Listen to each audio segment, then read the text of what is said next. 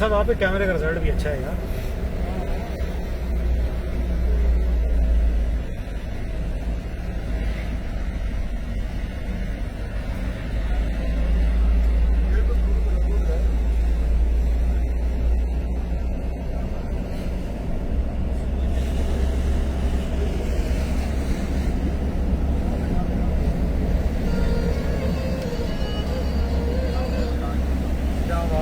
चनासी का रोड है ये, बहुत लश ग्रीन खूबसूरत, और AJK गवर्नमेंट ने इस पे काम भी किया है, बहुत अच्छा रोड है।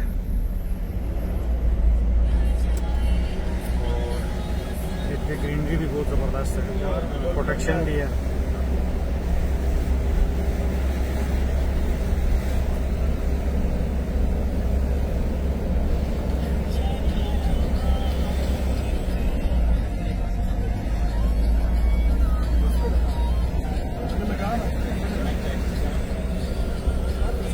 ये लगा, ये लगा, वो देखे जी नीचे जिसने भी कनेक्ट किया खूबसूरत व्यू है।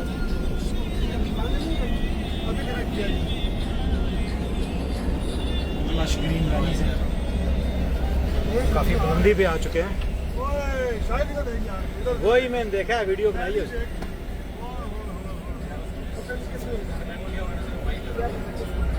उसी को कह रहे जिसने किया ना, कौन है आवाज दे पता चल जाएगा ना। ये खालिद साहब हैं। होए होए होए होए, तो गाड़ी लगी है इसमें।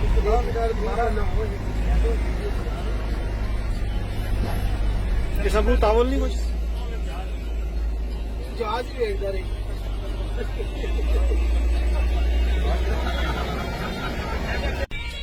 वाह कितना प्यारा जंगल है यार, ऊपर देख जरा। वाह यार ऊपर देख, ऊपर ऊपर सबसे टॉप पे देख यार। क्या हो गया जी, क्या हो गया?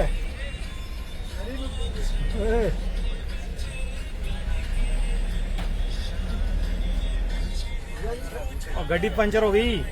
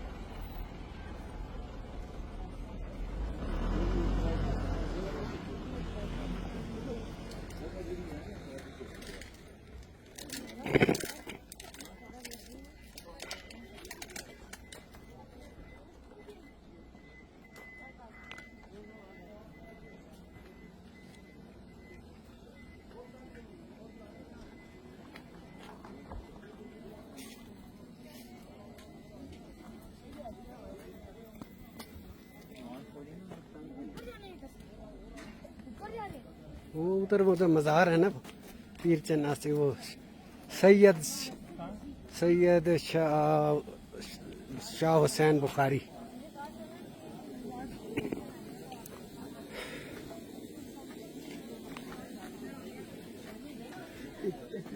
पीर चन्नासी।